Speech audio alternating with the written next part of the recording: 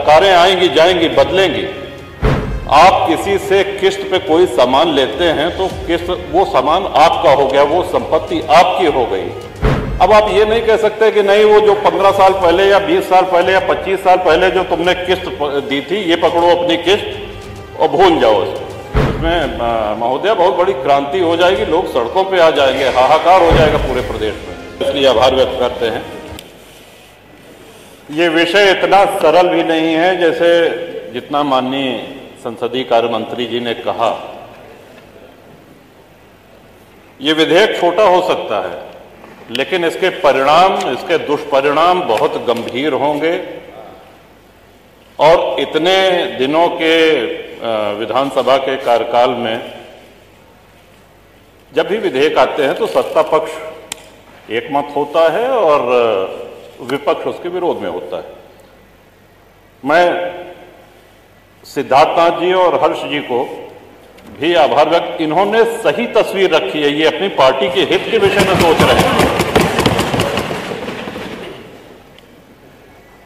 पहली बात जो एक ये कहा गया कि साहब ये स्वतंत्रता सेनानियों की भूमि है, एकाध अपवाद हो सकता है।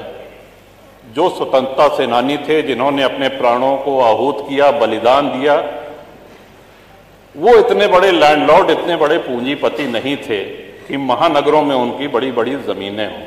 और ये प्रकरण सिर्फ प्रयाग अकेले तक ही सीमित नहीं है, इसमें काशी है, इसमें अयोध्या है, इसमें मेरठ है, इसमें गाजीपुर है, गोंडा है, कहाँ नहीं है, कानपुर है, सीतापुर है। अब देखिए, सभी माननीय सदस्य खुद कर रहे हैं।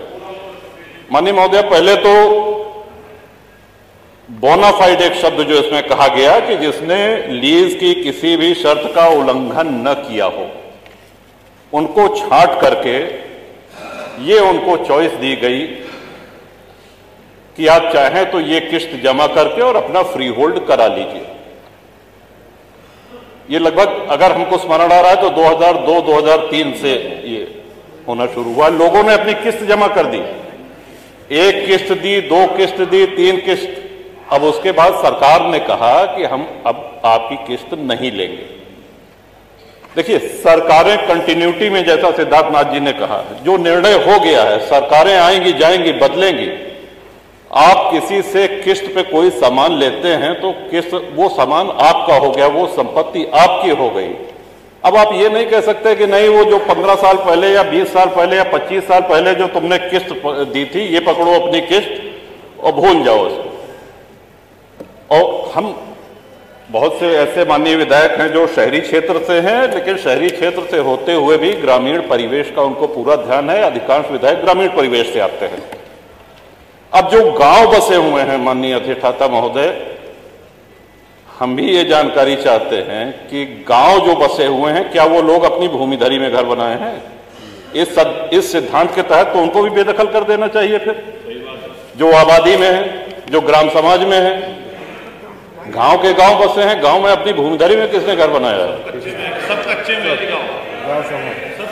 तो कौन सा विकास कर रहे हैं? लोग सड़कों पे आ जाएंगे। और जब उस समय अंग्रेजों के बंगले, अगर प्रयाग की ही बात की जाए, तो सिविल लाइंस में भारतीयों को घर लेना निषिद्ध था, मना था। वहां सिर्फ अंग्रेज रह सकते थे।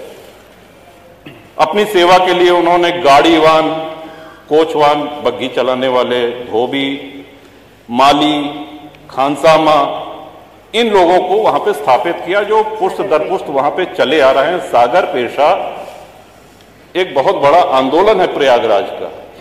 एक बहुत बड़ी संख्या में आप हजारों लाखों लोगों को बेघर कर देंगे।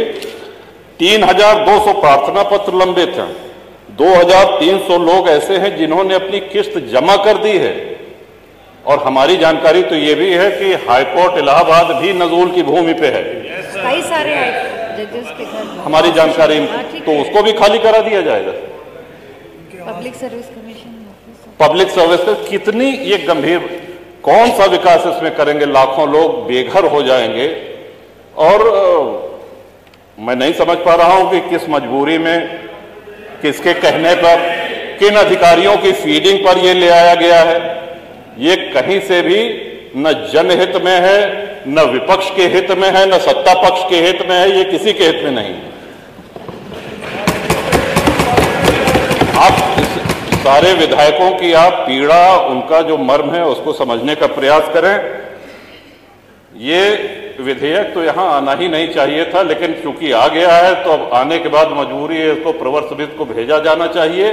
और साथ ही साथ जिन लोगों की किस्त जमा है, सौदा हो गया तो हो गया, किस्त आपने तय करी, किस्त की रकम सरकार ने तय करी है।